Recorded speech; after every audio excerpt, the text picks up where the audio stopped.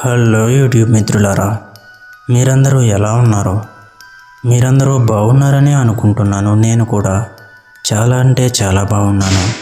మీరందరూ మన వీడియోస్ చూస్తున్నందుకు నాకు చాలా అంటే చాలా సంతోషంగా ఉంది. కానీ బాధాకరమైన విషయం ఏమిటి అంటే మీరందరూ వీడియోస్ చూస్తున్నారు కానీ ఎవ్వరూ లైక్ చేయట్లేదు.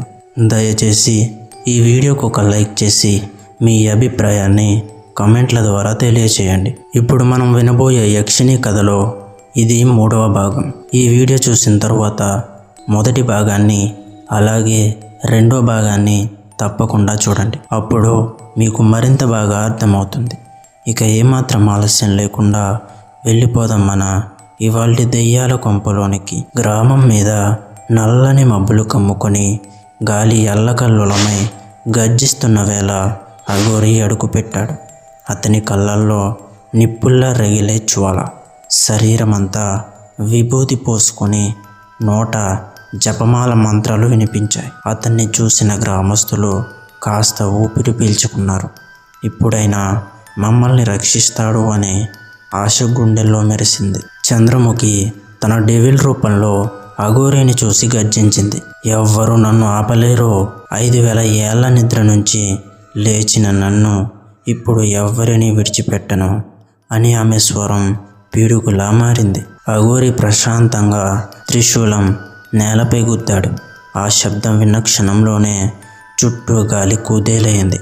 నీ శాపం మానవ రక్తంతో కాదు, దైవిక శక్తితో ముగుస్తుంది అని ఆయన గంభీరంగా పలికాడు. చంద్రముఖి వెంటనే ఒక మోహక రూపం దాల్చింది.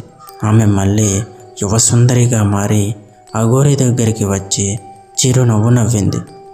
నువ్వు కూడా నా వలలో పడతావు అంటూ కళ్ళలో మాయ చూపింది. కానీ అఘోరి కళ్ళు మూసుకుని మంత్రజపం మొదలుపెట్టాడు. ఆ మంత్రధ్వనిలో ఆమె మోహక రూపం క్రమంగా చెదిరి మళ్ళీ భీకర రూపంగా మారిపోయింది. ఆమె కేకలు ఆకాశం చీల్చిపడిపోయాయి. గ్రామంలో ఇళ్లగోడలు కూలిపోతూ నేల చీలిపోతూ భీకర ప్రకంపనలు వచ్చాయి. పిల్లలు ఆడవారు భయంతో అరవసాగారు. కానీ అఘోరి మాత్రం అంచెలంచెలుగా నిలబడి మంత్రాలు జపిస్తూ త్రిశూలాన్ని ఆకాశం వైపు ఎత్తాడు. ఆ క్షణంలో చంద్రముఖి తన పూర్తి శక్తిని 1000 ఆత్మల రూపంలో బయటకు తెచ్చింది. ఆ నల్లని ఆత్మలు అఘోరిని చుట్టుముట్టాయి. కానీ ఆయన శరీరం నుంచి వెలువడిన కాంతి వాటిని ఒక్కొక్కటిగా దహనం చేసింది. ఆమె రక్తం కారుస్తూ చివరి ప్రయత్నం చేసింది. అఘోరిపై దూకి అతన్ని గీయాలని ప్రయత్నించింది. కానీ ఆయన త్రిశూలాన్ని ఆమె హృదయంపై దించి ఓం కాళికాయాయ నమః అని గర్జించాడు. ఆ శబ్దం వినగానే ఆమె శరీరం నుంచి మంటలు పుట్టాయి. ఆమెలోని మోహం, రక్తదాహం, ప్రతీకారం అన్ని క్షణాల్లోనే నశించిపోయాయి.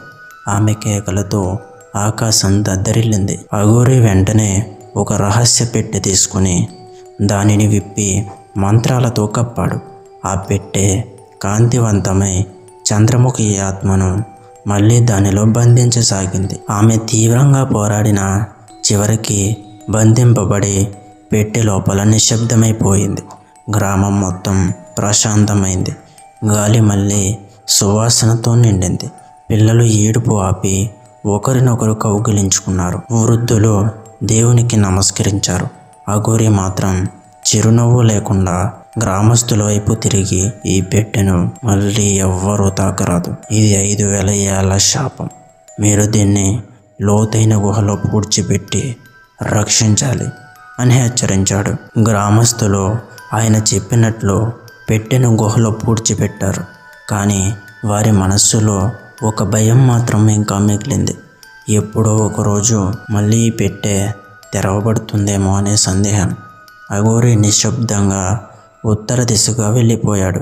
ఆయన వెనుక ఒక భయంకరమైన వాక్యం మాత్రమే మిగిలింది. ప్రేమలో మాయమైన యక్షిని మరో యుగంలో మళ్ళీ మేల్కొంటుంది. గ్రామం ఊపిరి పీల్చుకుంది. కానీ భయం ఎప్పటికీ పూర్తిగా చెరగలేదు.